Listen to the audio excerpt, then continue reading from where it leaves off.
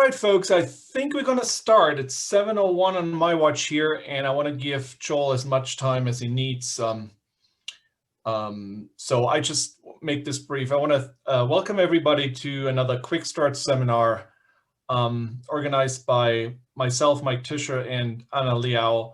It's a monthly series. For those of you guys who've never attended one of those, it's a monthly series where we like to give you, as we like to call it, bite-sized knowledge for your outdoor adventures. And this could be anything from trip planning, navigation, to first aid, nutrition. And as you can see on the slide here, it's going to be photography next month. So today we're going to have Joel Gratz here to talk about the Colorado mountain weather. And before I hand it over to him, just a couple of brief announcements of what's coming up. In March, we have Outdoor Photography Basics with Frank Brzezinski and Mark Evans.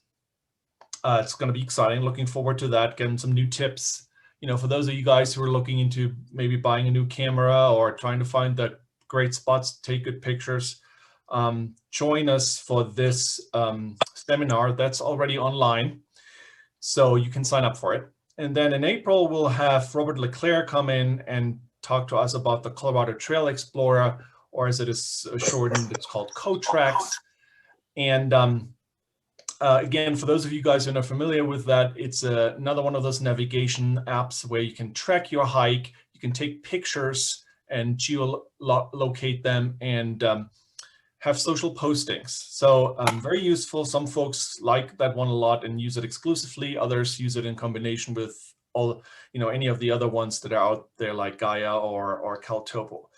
So if you want to know more about that, that's coming up in April. So stay tuned for that. I also want to thank Maddie Miller and Lauren Shockey, who helped me set up this monthly webinar series. Without them, this would not be possible. So without further ado, I'm going to stop sharing here. And I want to introduce our speaker today, who's Joel Gratz. And Joel is a meteorologist, which is really nice since we're talking about mountain weather, and you should really ask a meteorologist to talk about this topic. So we're really happy that he could make it today.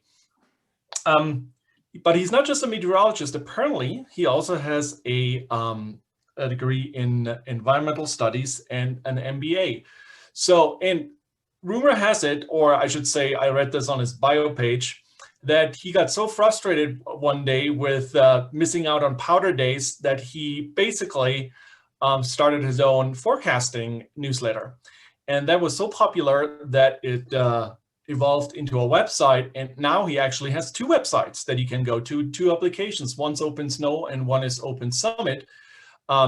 Both help you trip planning when you want to know what snow is doing in the mountains and what the weather is doing in the mountains. So I'm very excited to hear more about those two applications, because I have to admit I have looked at them, but I haven't really used them much. And so I'm really happy that he's here, that he's agreed to give us a little bit of a sort of a weather 101 and how to use those apps in your trip planning and in your hiking or skiing that you're doing, hopefully coming up in the next few months. So without further ado, I'll hand it over to Joel, and he can share his screen and give you a little bit of an idea what mountain weather is like and how to predict it. Take it away, Joel. Perfect. Hi, everyone. I am going to share my screen here in just a moment. Before I do, I just wanted to make a note. Please ask questions in the chat as you think of questions. And if you have questions now before I even start, that's wonderful too. I will filter that chat in my mind and either answer the questions as I'm going through my talk or the websites, or I'm happy to answer them at the end. But while I do have some kind of prepared slides to give some background, and we'll run through the websites and apps of OpenSnow and OpenSummit, this is probably most beneficial if you ask all of those burning weather questions that you've wanted to know about, and really wanted to have a meteorologist answer, and I'm here. So try to stump me, try to get me, If you're just mad that forecasts are wrong, you can ask those questions too. I've heard them all before, so I have a thick skin, so feel free to chat. So with that said, I am going to share my screen. And perfect. So I'm going to go through some slides for maybe 15 to 20 minutes. We'll run through OpenSnow, OpenSummit, the apps, and see how they work, how you can get the most out of them, what they can help you do. And then I'll happily answer questions that I may not have answered before. So let us get into it. And the first thing that I want to talk about is what you can expect from a forecast. How far out can you reasonably expect a forecast to be accurate, to get you in the ballpark? And of course, every storm is different. Every season is different. There's no one size fits all answer to this. But this is a useful overview, I think, of how far in advance you can expect a forecast to work. So this is, and you can see Colorado is highlighted in that black box, just to give you an idea of where we are on the map. There are 20 lines or so that you see, and each of those lines is a different forecast model. It's a different forecast for the storm. And the storm is that big dip down to the south over Colorado, right here. That is the storm. And so you can see each one of those 20 forecast lines all agree about where the storm is going to be. And that is because this is the actual track of the storm. This is what actually happened. And each one of those lines represents a different forecast model. But because this is what actually happened in the storm, they all agree. Now I'm going to take you back 16 days prior to this storm. So remember, the storm is this big dip here over Utah and Colorado. So I'm going to take you back 16 days before this storm and show you what the forecast was, the 16-day forecast was for this storm. And if you think that all of the models will agree, I'm sorry to say that that is incorrect. This is the 16-day forecast for the storm. And you can see that virtually none of the models agreed on what the forecast would look like for this storm. You can see that dashed black line actually looks like it's a perfect forecast 16 days in advance of the storm. So you might say, well, I would just follow whatever model was that dashed black line, and then I would get the forecast exactly right 16 days out. Well, let's go to the next forecast, the ones made 15 days out and 14 days out and 13 days out, to see if that dashed black line still shows an accurate forecast. So this is 15 days out. Okay, now 14 days out, that dashed black line has changed the forecast completely. It's now way up over Canada. No model actually forecasts a storm over Colorado 14 days out. 13 days, 12 days, 11 days, 10 days, still at 10 days out, none of these models are really showing any sign of a storm over Colorado. Now, as we get closer to about 8 days out, these lines start to dip down over Colorado. And so 8 days out, you might reasonably say that we're watching for something coming in about a week, but we don't really know the nature of the storm. Will it be strong? Will it be weak? Will it be too far to the north? Will it go too far to the south? We just don't know, but something is coming. And then once we go to 7 days, 6 days, and even 5 days, by 5 days out, you have a pretty good indication of this, that there is a storm coming, and the general strength of it, where that dip down is going to be. All of the lines aren't agreeing with each other, but they're fairly close. And then once you get down to about 3 days, almost all of the lines agree, meaning that we have a pretty good idea of where and when and how fast the storm will move in. And then it just gets better from there. So to kind of sum this up, and I think about this because I'm just a powder skier at heart, and I think about it from a powder day perspective, but you can also think about this from just a weather forecasting for your kind of outdoor adventure perspective. 8 to 10 days out, you have some idea of what the weather will do. But really, you're just kind of toasting to the chance that the weather will be as you wish it is. It's not, it's still too far out to have a whole lot of confidence in the forecast. Between 6 and 8 days out is when I start to feel reasonably confident about putting something on the calendar, clearing my schedule, if you will, if you see a good weather window for whatever you're looking to do. 3 to 5 days out, my confidence is increasing. And that graphic, the Mr. Yuck face, the emergency, it's just kind of a playful way of saying that, you know, if you at some point had to go into an office or have a job to do, 3 to 5 days out, I have enough confidence in the forecast that I'm starting to hint to my coworkers that I may not be in the office in 3 to 5 days because I'm getting a perfect weather window. So that's about the time that you're starting to think about playing sick or kind of setting the stage for you to be out of the office sick in just a couple of days. 1 to 3 days, you know, you're double checking the forecast, but often, sometimes, but not frequently, the forecast will change. But most of the time, your weather window will kind of stay as you expect, and that's when you hit the go button and you get out there. And then from a skiing perspective, of course, there are all sorts of cams that we can use and real-time sensors that I'll talk about a little bit later to figure out if the snow actually fell or if you're doing other adventures. You know, on the morning of your adventure, you can check kind of on-the-ground weather stations and cams to make sure that the weather forecast has in fact come true. So that was a way to think about and sorry, I'm just looking at the chat real quick to make sure. Does this confidence level only apply to Colorado? Not necessarily. I'd say this is a reasonable. Oops, sorry. Let me do that one more time. This is a reasonable way to think about forecasts in many situations. Now, every situation is a little bit different. Predicting summertime thunderstorms is different than predicting large-scale winter storms that are going to bring a 1-foot powder day.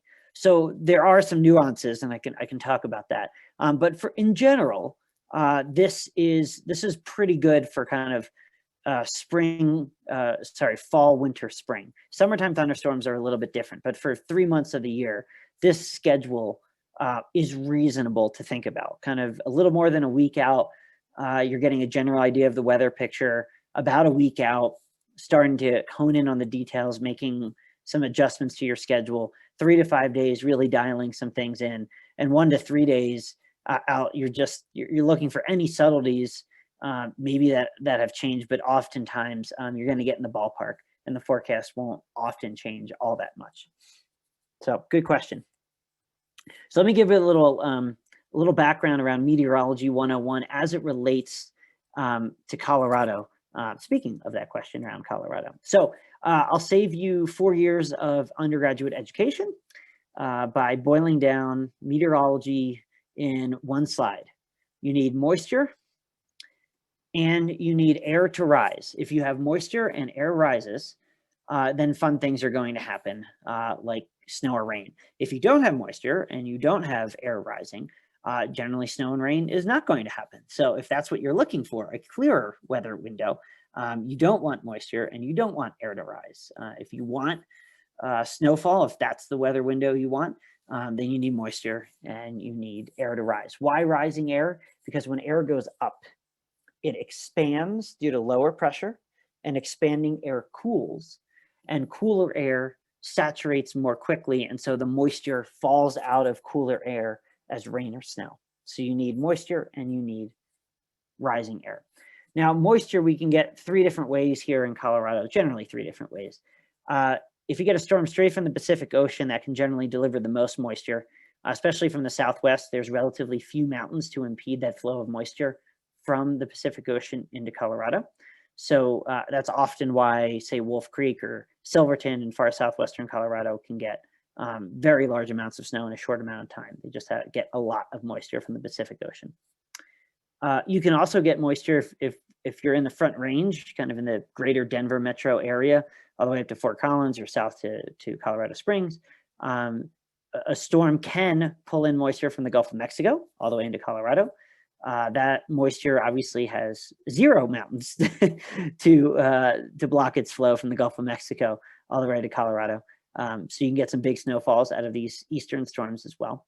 And if you get storms coming from the northwest, it's relatively less moisture. That moisture goes over many mountain ranges between kind of the ocean and Colorado. And so we just get less moisture and therefore less snow in certain amounts of time. So you get less snow, say, every 24 hours, but that doesn't mean that northwestern storms bring less snow in total for the season to northern Colorado.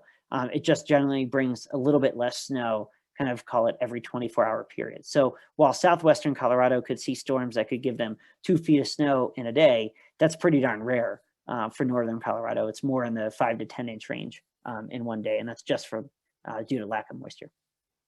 Okay, so remember, moisture and lift. So this is moisture, and this is lift. This is not a Meteorology 201 class, so I'm not going to go into all of the different ways to lift the air, but the biggest important and the most important one for us here in Colorado is orographics. Orographics simply means that air flows into a mountain, it hits the mountain, it's forced to rise. That rising air cools, moisture condenses, you get rain or snow. And then coming down the other side, the air warms up, dries out, descends, and it's generally sunny. This is the #1 way to get snow or rain generally in big mountains like we have here in Colorado. So wind direction is key. Wind direction, wind direction, wind direction, wind direction, wind direction, wind direction, wind direction. I'm just going to keep saying it. Wind direction from a from a Colorado wintertime perspective, wind direction is incredibly, incredibly important. So when we're talking about snowfall, these arrows show the favored wind directions for certain mountains. Again, wind direction is important. It is not the only thing that creates snowfall, but it is a very important factor. So for instance, a south or a southwest wind at Wolf Creek down in southern Colorado is almost a lock for big snowfall. At Crested Butte, they need a very specific wind direction from the west-southwest. And I could go on and on for kind of each location across Colorado, and feel free to ask questions and I can get into it. But wind direction is incredibly important. So here's just a couple of examples of how wind direction can create more or less snowfall. So here's Telluride down in southwestern Colorado. Telluride, those black lines show the big tall peaks that surround Telluride on 3 of 4 sides. So if we get a wind from the south, from the east, or from the north, that wind has to go up and over those big peaks and it descends down into Telluride. So let me say it one more time. If you get a wind from the south, the east, or the north toward Telluride, that wind has to go up these big mountains that surround Telluride and then flows down into Telluride. And that creates downward moving air, and that's not good for creating snowfall. Instead, the best wind directions are from the west-northwest or from the west, because there are no big mountains to the west or the west-northwest. And so that air can go from relatively lower elevation and ascend, go up into Telluride. So the best wind directions for big time snow in Telluride are west or west-northwest. Now, Aspen, similar in that they're surrounded on basically 3 sides by big mountains. And so if the wind comes from the south, the east, or the north, it goes up and over big mountains and descends down into Aspen. The best wind directions for Aspen to get big snowfall is from the west-southwest, the west, and the northwest. That's the best wind direction for Aspen. West, southwest, west, and northwest. And here's one more. So this is Vail. Vail is also surrounded on kind of 2 to 3 sides by big mountains. So if you get winds coming from the south, southwest, the east, or even the northeast or north, it has to go up and over big mountains and down into Vail. Downward moving air is bad. Upward moving air is good, at least if you want more snow. So the best wind direction for Vail is from the northwest. So this is these wind directions are kind of a trick where you can double check the forecast. So for instance, if Vail was forecasted to get a lot of snow, say a foot of snow, and the wind was strongly out of the east, you might say, hey, this doesn't make sense. I need to think about other pieces of the forecast before I would commit to this. So this is a good sanity check to understand if the forecast has merit. So let me talk about one more tool in addition to wind direction, and this tool is ubiquitous, and we all look at it, but there are some tricks. Radar. Is it raining or snowing at this moment? Well, if you live on the East Coast, you can bring up a beautiful image like this, and it tells you exactly where it's raining or snowing. Or in the case of this image, there's some mix there where it is mixing in that pink area, sleet or freezing rain. So radar coverage on the East Coast is quite good because the mountains are relatively low. However, there are radars all across the country. This map shows that there are roughly 150 radars spread around the country. We've got a couple here in Colorado, and that's what they look like. They look like a big golf ball sitting up on a tower. Here's the trick in Colorado. Mountains jam the radar. So radar can't see through mountains. So in this example, if there is snow falling on top of a mountain to the right, and the radar is all the way to the left, and there is a mountain in the middle, that radar would hit the mountain in the middle and couldn't go through it. So the radar would not know if it was snowing on the mountain on the right. It just wouldn't know. That mountain on the right is just kind of a black hole to the radar. It doesn't even know it exists. Now you might say, well, this is an easy problem to solve. Let's just angle the radar beam, that red line, up a little higher so it clears that first mountain and can sense the snowfall. Well, then you could have this happen. And this might look like I'm just trying to play games with you. But this is what actually happens in that the radar beam goes up so high that it misses snowfall that's right near the top of the mountain. And a lot of times our snowfall is confined to just within 1,000 or 2,000 feet above the mountaintop. So if that radar beam is too high, it will completely miss the snow, and you also won't know if it's there. Now, this is a map of radar quality across the country. And radar quality just means how well the radar can kind of sense rain or snow. Areas in pink, purple, and yellow have better radar coverage. Areas in green and blue have quite poor radar coverage.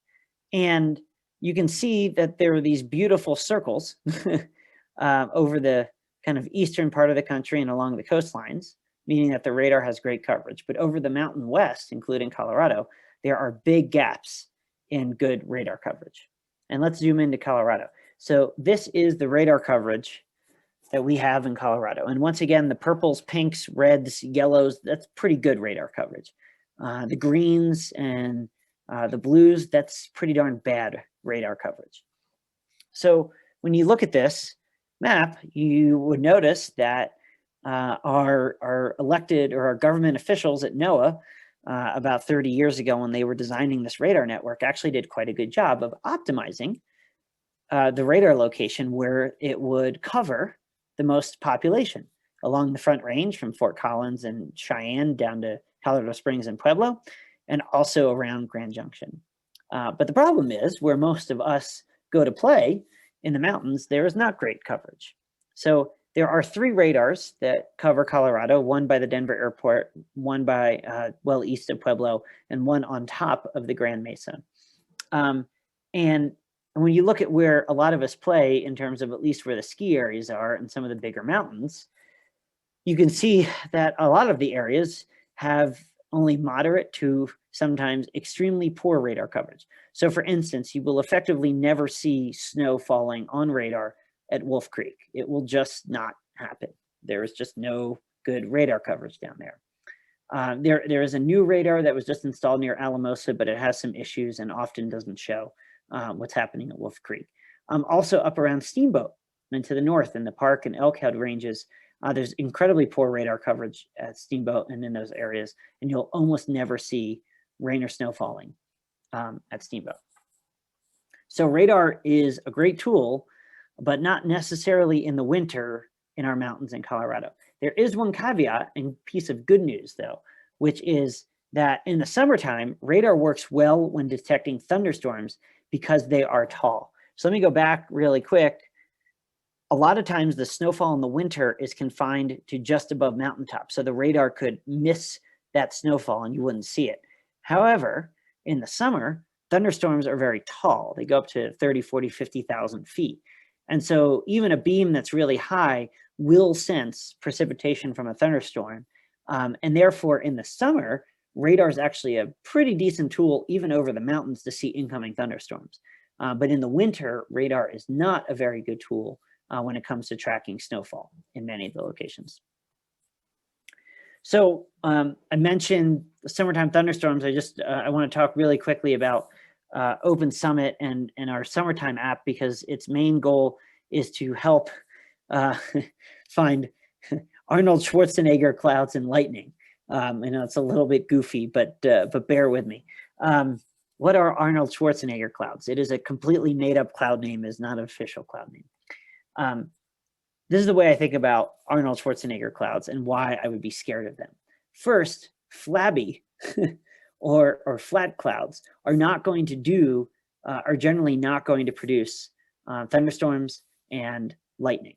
When you see flat clouds like this is a pretty innocuous situation. Yes, big clouds can grow out of these, but if you see these flat clouds kind of during the middle of the day and during the afternoon, you're generally not going to see a thunderstorm immediately sprout out of these kind of flat, flabby clouds.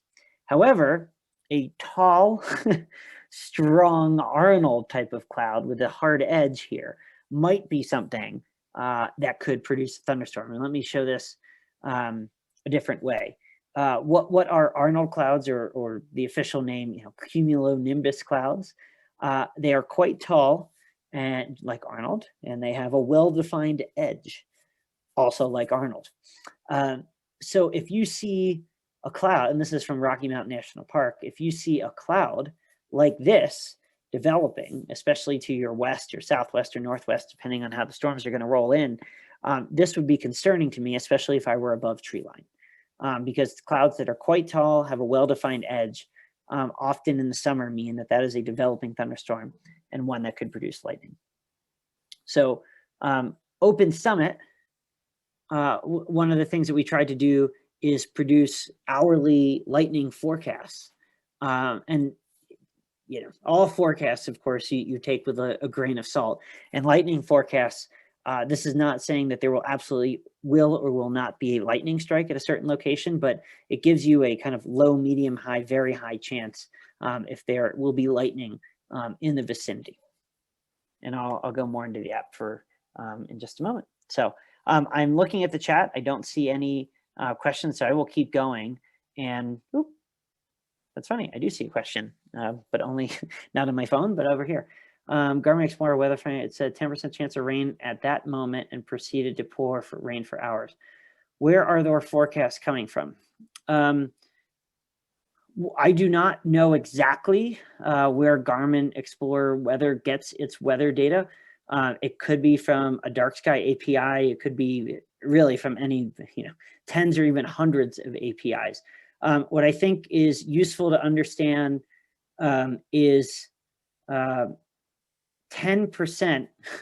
If it said that there was a 10% chance of rain and it poured, that's not necessarily a terrible forecast. I'm not also saying that it was a good forecast or a useful forecast, but a 10% chance of rain doesn't mean that it, is guaranteed to or not to rain on your specific area. It's just kind of mixing all of these models together. And yes, 10% is a low chance, but it is still a chance. What I would say is that if you're in the field, and the Garmin Explorer weather is all you have, then of course that's all you have.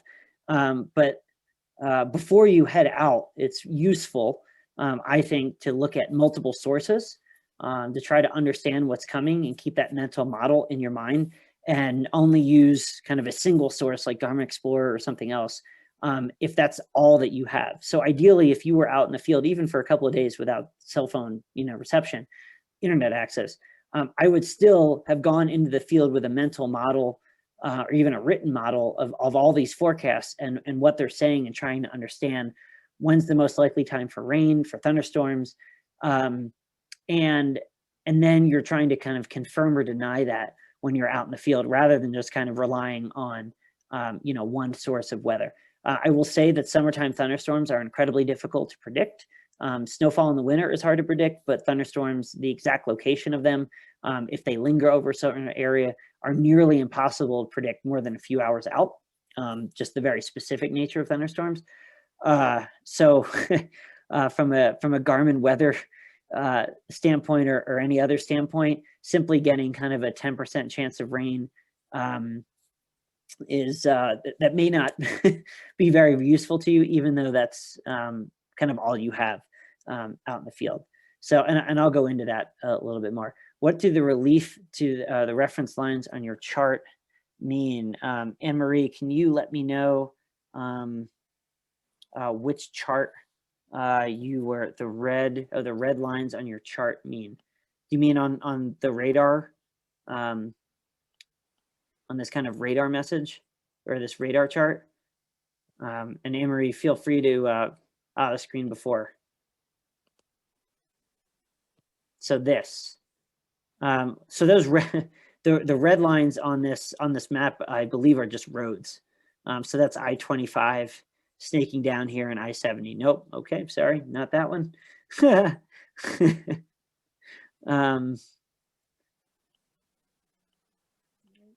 let me know, Anne-Marie, if if you want to pop up, you can use your voice. No, you had a graph after those charts. Oh, here. Sorry. This? Yes. Oh, gotcha. Yes. So this is just in OpenSummit. This would show you each hour in this case, what's the lightning risk, right? So at 11 a.m. it was low, at 12 p.m. it was medium, and then at 1 p.m., at 2 p.m., at 3 p.m., at 4 p.m. it was a high lightning risk. Okay. Yep. And I wanted to, this is just an older screenshot because there's no current location in the United States that I could find that had a high lightning risk now in the middle of winter. So it's hard for me to find a good example of that. But let me take you, since we've been talking about OpenSummit, let me take you into OpenSummit. So when you go into OpenSummit, you can favorite certain areas. And I just have, kind of a place where I hike around a lot. I'm in the Boulder area a lot. I'm in Edwards area a lot. And so right away, but you could favorite, let's say you often wanted to hike Mount Evans. So you could click on Mount Evans, and then my internet connection is just a little slow because I'm doing so much Zoom. Give me 1 second. Of course, live demos are hard. There we go. So Mount Evans is here. I can add this to my base camp, which is basically my favorite screen. So when I go back to my favorite screen, here's Mount Evans. And so I can quickly compare the forecasts for, in this case, these are some towns, but you could put, 5, 10, 20 different mountain regions, trail areas in your base camp, and quickly compare the forecast for the next 5 days. Temperatures, high and low, but then also the risk. So you can see that we have the risk level broken out into precipitation, lightning, and this other one is wind. So without even digging into the details of the forecast, I can see at Mount Evans, it looks like Tuesday, no precipitation. So it's green precipitation, green lightning, meaning there's no lightning risk or very low lightning risk, but then red for wind. So I can quickly get an idea that, hey, the whole day is color-coded red because wind could be a significant factor on Tuesday. And then I look at Wednesday and I say, well, there's no lightning risk. That's green, but there's a high precipitation risk and there's a medium wind risk. So you can quickly kind of scan and see what areas might be better or worse. And then I'll click on this and we can get into an hourly forecast. So this is now Mount Evans on Tuesday coming up. And then each one of these buttons has a different variable. So this is precipitation. This is precipitation, and this precipitation, basically there's almost zero chance of precipitation on Tuesday. And when we switch to lightning, there's basically no lightning chance either. When we look at temperature, you can see the temperature for the day, nice balmy 17 degrees tomorrow up on Mount Evans summit. Excuse me. But then we go over to wind. And wind, you can see, is significant. Winds are 30 to 40 miles an hour, these blue bars, gusting to 50 to 60 miles an hour. Now it's decreasing through the day, really kind of peaking in the morning, decreasing through the day, but still gusts to 40 and 50 miles an hour is quite windy. Yeah, you know, is that the end of the world? Could you not hike Mount Evans? You could, but especially on snow and ice, where, you know, footing handholds are an issue. You know, gusts up to 50 miles an hour may not be pleasant, and in fact could be dangerous too. So you can see how this looks. And then we also have a cloud cover as well. You can see just 20 to 30% kind of clouds. So generally should be a reasonably sunny day. Now, if you go over into Wednesday, we can see Wednesday morning should start dry, but then chances for snow increases by midday and afternoon. No lightning risk. Temperature is pretty darn cold, plus or minus 0 degrees. And wind still reasonably strong, not as strong as Wednesday, but still reasonably strong, 20 gusting to 30 or so. And then cloud cover, increasing clouds throughout the day. So it might start on the sunnier side around sunrise, but then we should see some more clouds. And you could repeat this for all the locations we have. We have about 1,500 locations. These are all the locations that we have. Somebody asked, Alex, can you enter specific GPS coordinates? Not yet, but we are working on kind of a point and click, if you will, forecast. So if we can make that all work, then watch out this summer, and we will definitely send an announcement out. And if you want to learn more, you can sign up for a free OpenSummit account. You can just do join OpenSummit and just email address and password, and that'll get you on our mailing list and allow you to save favorites as well on your base camp. And then we'll let you know if and when we can kind of do point and click forecasts. Sandra said, is that weather prediction for the general area or at 11,000 feet? So in fact, let me go back. This is for the summit elevation. So we always show the elevation where the prediction is for. Elevation 14,264, so the summit of Mount Evans. And if you went to another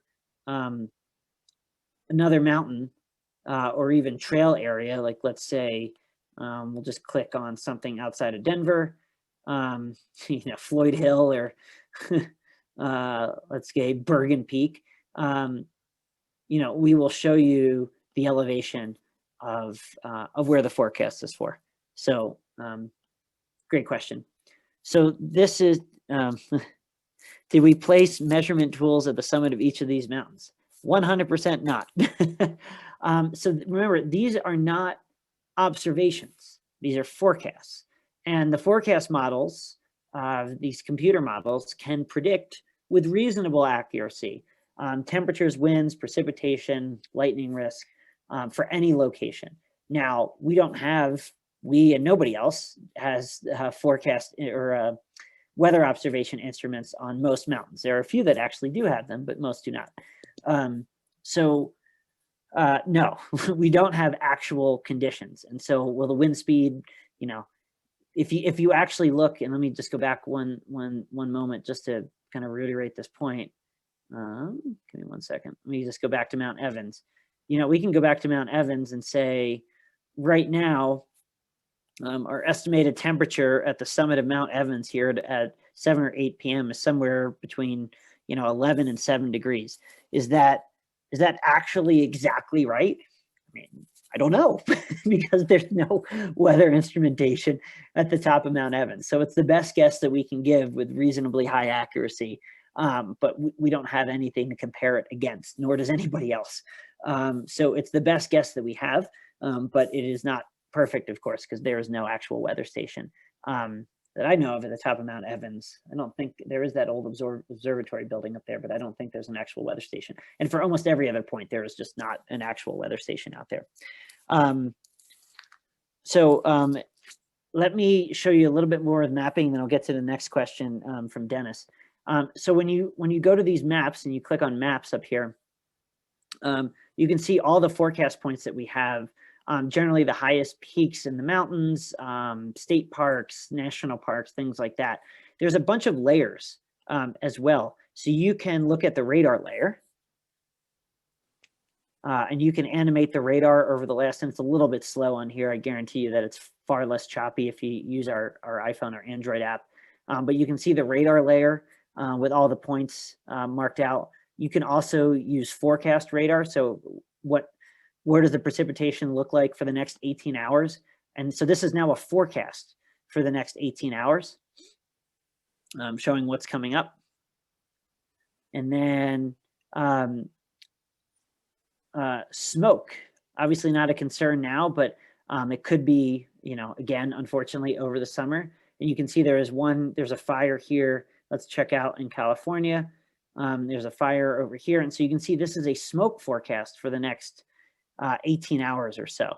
And the smoke forecasts have pretty darn good accuracy, just like anything in weather forecasting. It's not perfect, but it's a pretty darn good estimate of where that smoke is going to go. And then we also have temperature maps. So you could zoom in and get an estimate of temperatures, even kind of in in areas where we don't have points, kind of in more remote locations. And then finally, we also have a snow depth estimate layer. This data comes from NOAA. It's better than nothing. It's not perfect. This time of year, it's pretty reasonable. As the snow melts out in the spring, this is not going to show you perfectly if there is a 10-foot by 10-foot splotch of snow located along the trail that you're going on. This is estimated. This is not exact, but it does a pretty good job of showing you where there is snow cover, deeper snow cover, and where there is less snow or no snow cover. And this updates about every 6 to 12 hours or so, and it's just available for the United States and Southern Canada.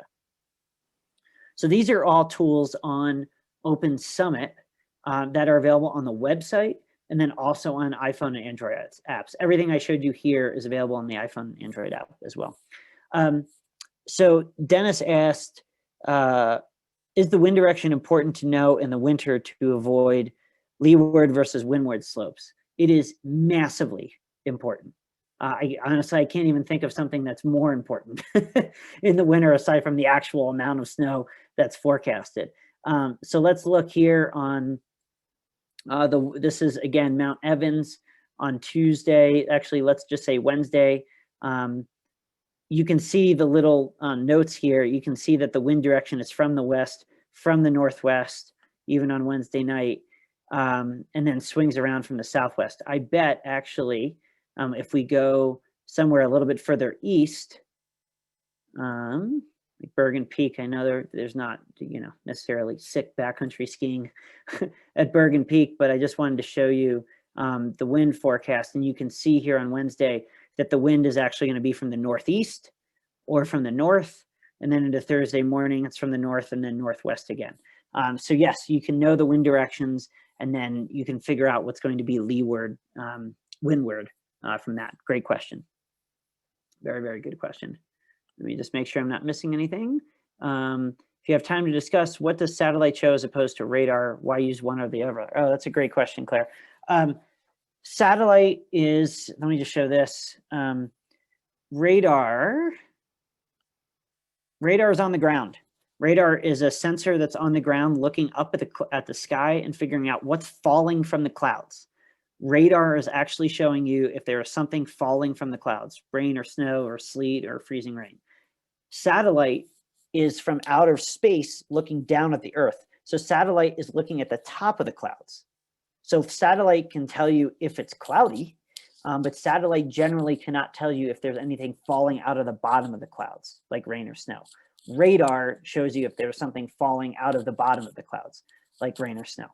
So if you're looking to see, is it cloudy right now, you could look at satellite. If you're looking to see, is it raining or snowing right now in areas that have good radar coverage, you look at radar. And then if you want to see, is it going to rain or snow, you can look at the forecast radar as well.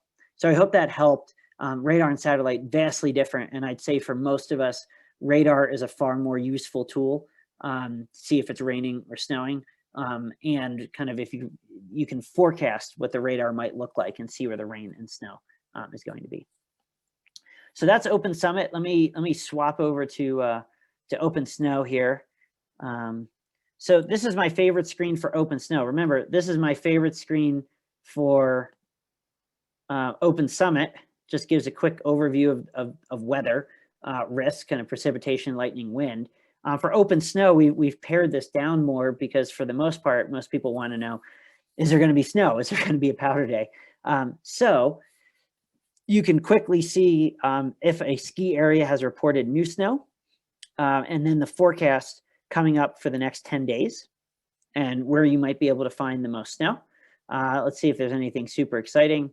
Up in Jackson Hole is a little bit more exciting here. And then really exciting up in Washington State, up around Crystal Mountain, lots of snow coming to them.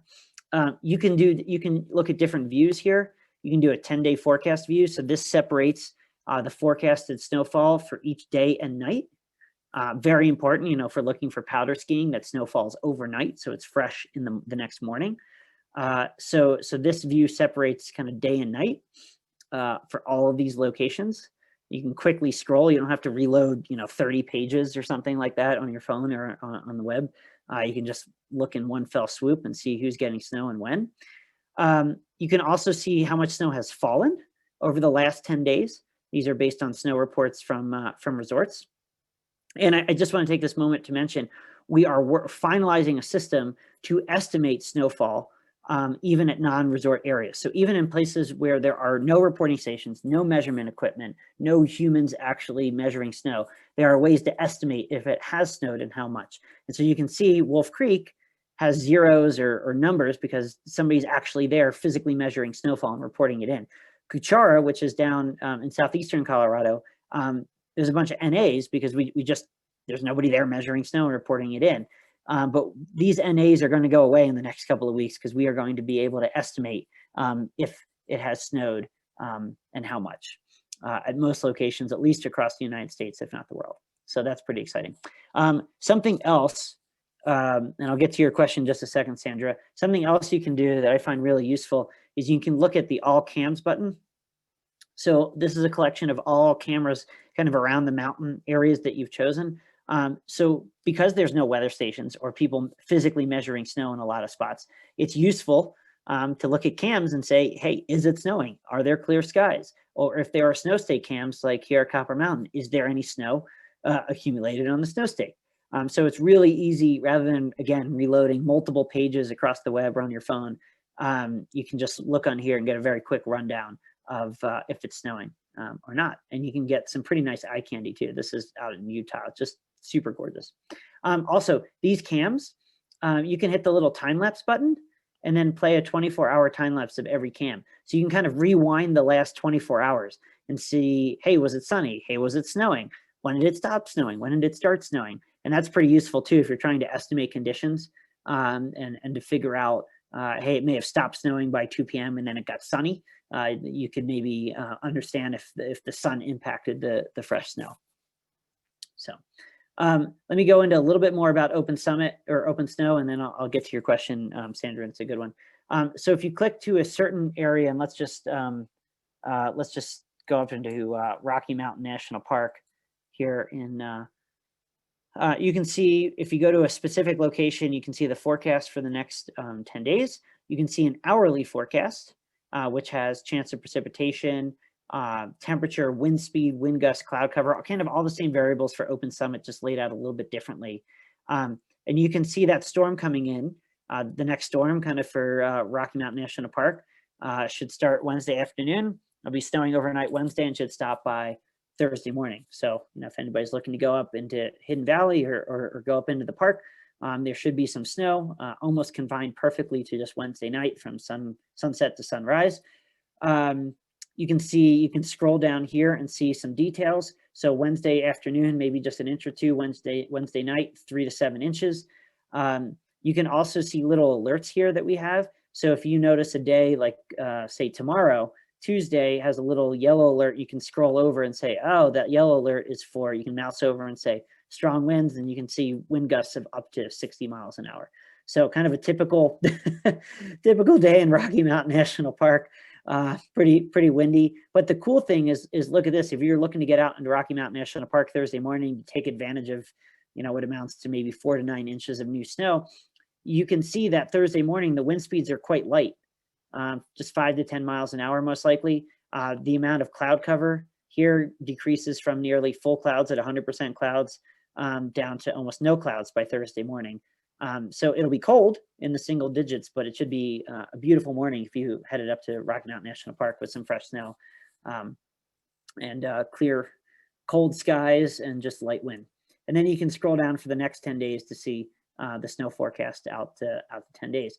You can look at the snow report, which is here at Rocky, we show the snowpack compared to average. So that white line is the average amount of snowpack as it increases throughout the season from nothing in October to its deepest point in April into May.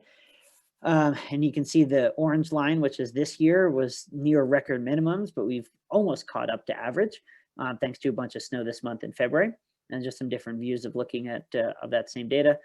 You can look at cams. We also, and this is maybe what OpenSnow is most known for, you can go to daily snows. These are written forecasts for weather nerds like you that try to share weather insight. You can learn a little bit about the weather. I discuss, and about 15 other forecasters in OpenSnow for other regions discuss when the storms are coming, a little bit kind of behind the scenes look into the forecast, where we think the most snow will fall, best powder days, things like that. So you can click into the daily snow. There's no trail maps, unfortunately, for Rocky Mountain National Park, but we also link out to the avalanche forecast. So kind of one-stop shop. We link out to the avalanche forecast, and then you can easily click through and go to the avalanche forecast directly on the Colorado Avalanche Information Center website. Lastly, and then I'll get to the questions, we have a maps page on OpenSnow, just like we have on OpenSummit. It functions very similarly, but we've added a few layers here. One layer is the estimated snowfall. Here it is right here. Estimated snowfall in the last 24 hours. So you can get a decent idea. Again, this is just a rough estimate, and sometimes it's very good and sometimes it's off by 50%. This is a NOAA product as well, but you can get an estimate of where it snowed from 5 a.m. yesterday to 5 a.m. today. And we released this about midday. So that's on the docket. And then we also have forecasted cloud cover and wind gusts on OpenSnow. So you can kind of zoom in. This is the forecasted wind gusts. And this is, let's see, this is Rocky Mountain National Park. So you can see very strong winds over the park throughout the day, or throughout tonight and into Tuesday. Very, very strong winds, 50, 60, 70 mile an hour gusts. But then that would settle down by Wednesday night when the snow comes. So there's a lot of eye candy here on maps for OpenSnow. And again, just like OpenSummit, everything that I'm showing here is available on your phone, iOS and Android phones as well. Let me get back to the questions. I know we just have a couple more minutes. I'm trying to respect your time, and thanks for all the interest. What is the accuracy of winter weather predictions, since there are only 2 radars in the state, and by any chance do you have 13ers added to your site? Yeah, so there's 3 radars in the site around Denver, Pueblo, and Grand Junction. The radars are helpful when making predictions, but they're not the only piece of data. And in fact, it's just one piece of really millions of data points. So winter weather predictions are pretty good. They could be better in the short term. So if we had more radar data, the predictions for snowfall would probably be better over the next couple of hours, because the models would know exactly what's happening right now. But even without really good radar coverage, the models do a decent job. It's not great, but it's decent. So those forecasts that we show here on OpenSnow, it's a mix of 3 and soon to be 4 forecast models. So we try to average up all the models to provide a more accurate forecast rather than just relying on one model.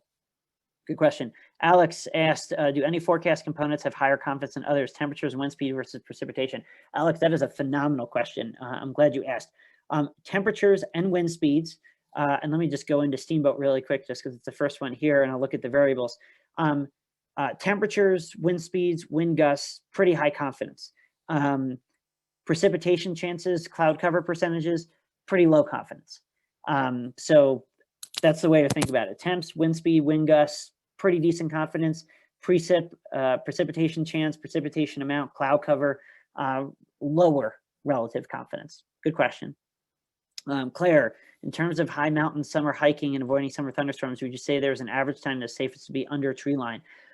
You know, people usually say noon, but I don't like that because that lulls you into thinking, well, I should be fine by noon. Sometimes thunderstorms go up as early as 10 a.m. and there's a lightning strike between 10 and 11. Sometimes there just won't be a thunderstorm all day. That's just it. You have all day to go adventure with no thunderstorms. So I just hate, I hate to even give you an exact time. I would say the earlier the better on average, but you can check OpenSummit forecasts or other forecasts to try to get an understanding of what that time looks like, and then try to be back under tree line well before that time, taking into account that things might not go perfectly. So people will often say, oh, I'll just get down below tree line by noon and you'll be fine. There are times that lightning can strike as early as 10 or 11 in the morning or even earlier. Every day is a little different. The other thing I would suggest is summertime thunderstorm forecasting can change quite a bit the night before. So if you're going to go, let's say hiking tomorrow on Tuesday, and you check the forecast this morning on Monday, and it said, yeah, it looks like there's not going to be thunderstorms until noon. I would check the forecast again tonight, Monday night, the night before you go, because oftentimes the amount of thunderstorms that happen tomorrow is a function of how many thunderstorms happen today. Because if you have a thunderstorm today, it puts more moisture on the ground, and that moisture can be a fuel for a thunderstorm tomorrow. And often that thunderstorm today is not incorporated into the modeling forecast until tonight. So look at forecast updates really all night and even in the morning to see if anything has changed, because it's okay, especially in the summer, to make a last minute change of plans if you need to avoid those thunderstorms.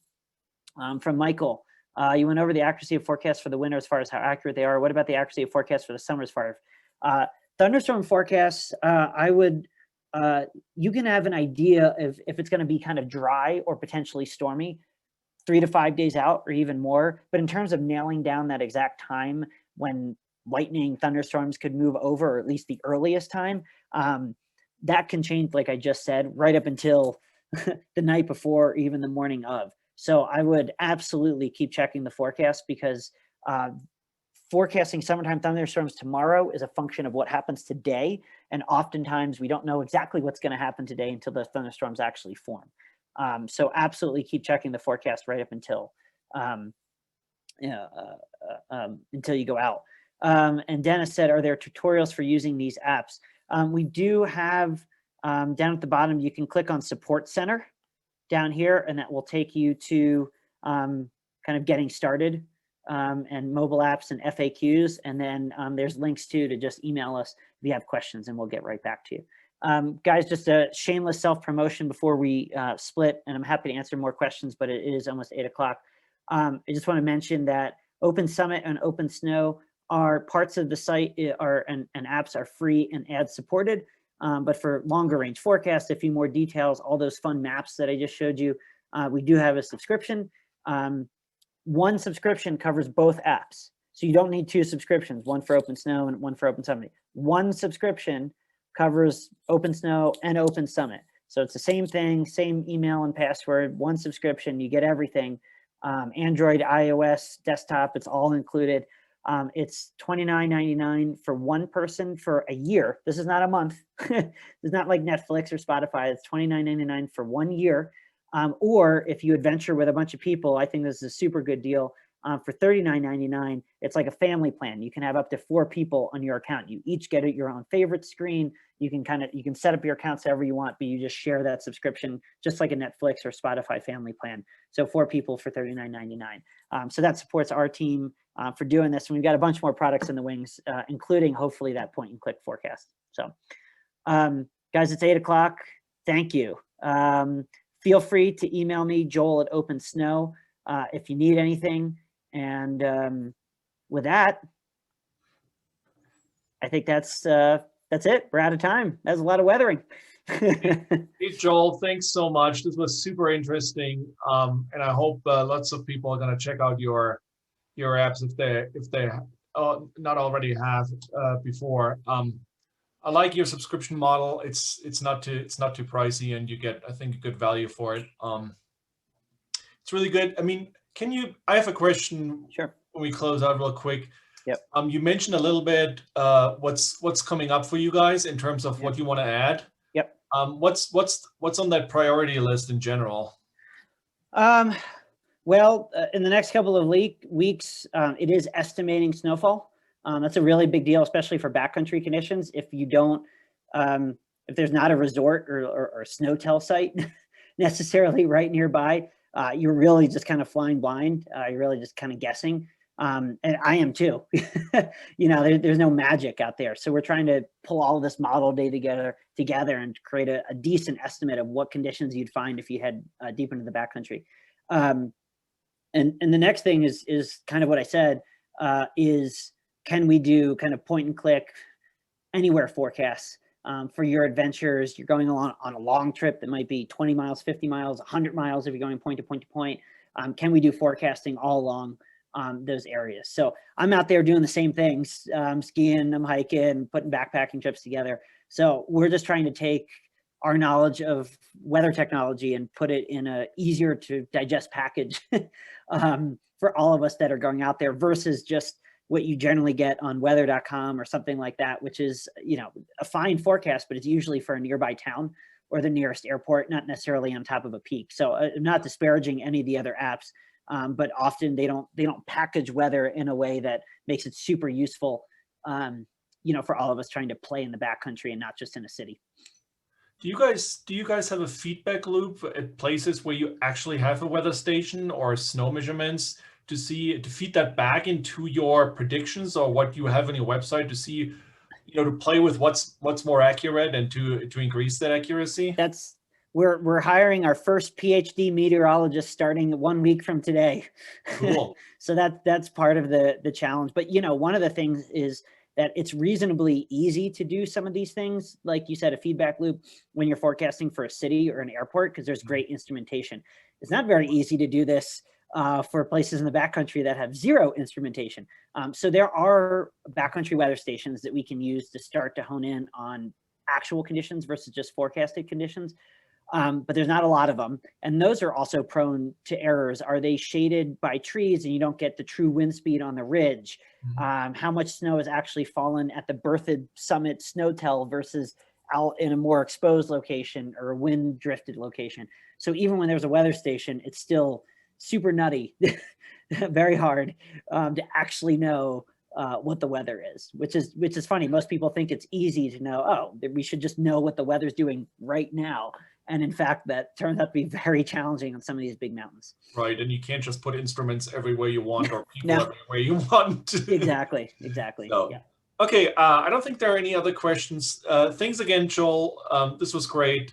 Thanks for doing this for us, and I want to thank everybody else who joined us tonight. I know you have other options. Thanks for joining us, and we'll try to make this video available within the next week. And then, if you want to look at it again, or if you want to write Joel an email because you have other questions, please do so. Yep. All right. Thank you so much, guys. Have a good night. Thanks, everyone. Yep. Bye-bye. Thanks for having me. Bye, guys.